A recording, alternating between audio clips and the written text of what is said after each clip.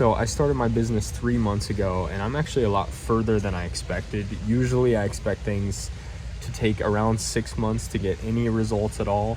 But right now I actually have 2 clients, and I have maybe 3 people that I'm doing stuff for free for. Don't really count them as clients, but I have 2 that are paying me monthly right now. And in 3 months, I don't see that as too bad. I've done a shit ton of reach outs. Probably, I try to do 50 to 100 a day on either, social media or emails or, calls, anything like that. And I think I'm going to go back to the calls. I feel like I've watched some things, I've learned some stuff, so I'm going to go and try to approach that differently. But I just kind of wanted to update the progress here, because that's what this whole channel is about. So 3 months in, that's where we're at. It's not bad, not livable or anything, but I honestly could see it becoming livable within a year from now. And that's pretty cool. That's pretty exciting for me, and it shows me that it's really possible. Like, if you take the time to figure something out and take the leap, I think it's doable, and it will seem a lot harder than you think. But if you go into it thinking I will see no results for 6 months, I think it's a very helpful frame, because often you see results quicker. I've done a lot of different business stuff before throughout my life that have had kind of mild success, but I've never done this where it's just traditional, because I wanted to learn marketing and sales. So this is traditional, pick a service and sell it to people. So my strategy is just reach out to people every day, ask if they want it, and if they do it for them. And a few days a week I fill the client obligations, but since I only have 2, it's not a ton. So most of my time is just getting clients. But a big struggle I had was doing all these things instead of just focusing on the thing that mattered, which is right now it's getting clients. So it should be, most of my time should be spent just reaching out to people, tracking it, and adding data to who responded, what did they say, did they have objections, all that stuff. And then making samples for people and sending them email samples or whatever. So that's kind of where I'm at right now. And I don't necessarily feel stuck, but I also don't really feel like I'm on a roll. I feel like I'm in a decent spot, but I'm not having a ton of luck reaching out to people, because what I've been doing is reaching out on Instagram. I've noticed people respond. I want to say 1 in 7 people I've gotten to respond, 1 out of every 7. And eventually, if anyone here is interested, I will give away that sheet I'm using to track the DMs. I'll just take out the people's names because I put in their username. I'll take out their usernames, but I'll put in that sheet, and you guys can look at it, and you can kind of analyze what you think. You can see the ones that got responses, the ones that I closed, and all that. And I think that'd be really helpful for people, and it'd probably be really valuable because I'm gonna have thousands on there. Right now I'm at I only started tracking it a few days ago, or maybe a week ago. I'm at 300 or something like that. But I've learned to track. I think the reach out part is really a struggle, because it is really freaking boring, man. It's really boring. And I am always I came up with a great idea for an ad, and I do all these other things. This is the only thing I'll let myself do, is this, because this is kind of a long-term game. This is documenting, and I just kind of enjoy it. So I'll let myself have fun every now and then. But I basically record all these on the weekend now, because my weekdays got a little too busy. But I think that all of this this whole process has been really interesting, and it's not as hard as I thought it would be. It's boring work, but it's not difficult. There's nothing really, you have to think about, if something isn't working for a long time, you really got to figure out what to change. But for me, I just throw a bunch of different stuff out and kind of see which ones do the best, and then I just kind of keep going. And that's how I figured out Instagram. A lot of people tend to respond. Facebook, people don't, because people cold pitch on Facebook so much. I get pitched to like 8 times a day on there, and I made my account 2 or 3 months ago. Like, it's a new account, and people still, they just hit me up all the time. So yeah, Facebook kind of sucks for that, but I have had some success and some responses on there. So I maybe want to go back to that, but I think you can only send out like 10 DMs a day on Facebook. They're very strict. But emails, I got one client from it, but they seem to be kind of a no-go. They're just really easy to ghost and / forget about. Because I've had calls booked through email that just never came to anything. Despite me following up quite a lot. And then, phone calls I really like and I want to revisit. It was just difficult for copywriting because they can't see my work on the phone. But I'm gonna get back to that. And sorry, I'm just kind of rambling, but this is my update on the business. Since Instagram isn't working as well, I'm gonna kind of analyze the niches that I'm hitting. I'm trying to test out different niches right now to find out which one can utilize my stuff the best.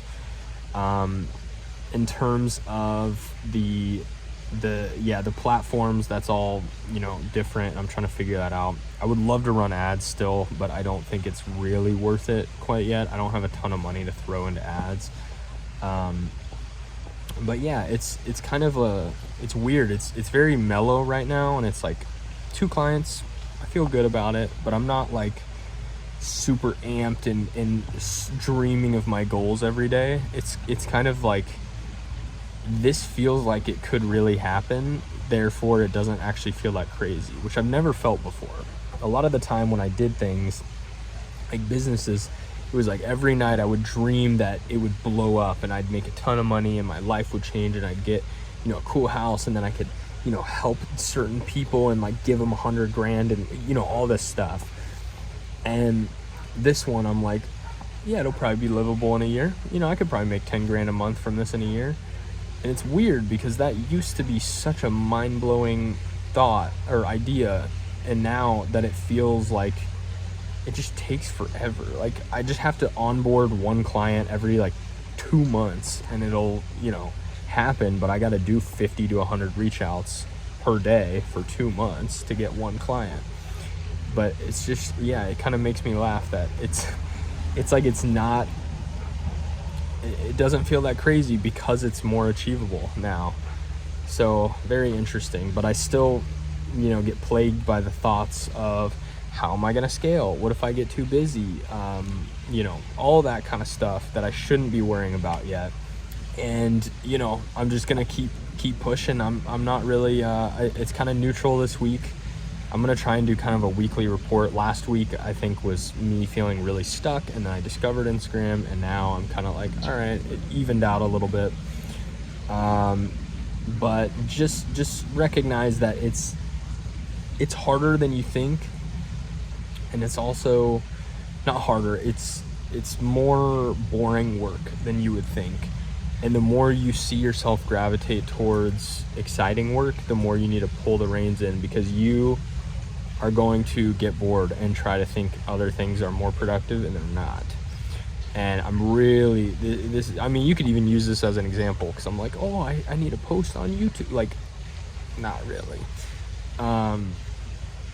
But I have my excuse because I committed to this. I want to post every day on here, and I also enjoy it, so it's fine. And it takes like 10 minutes.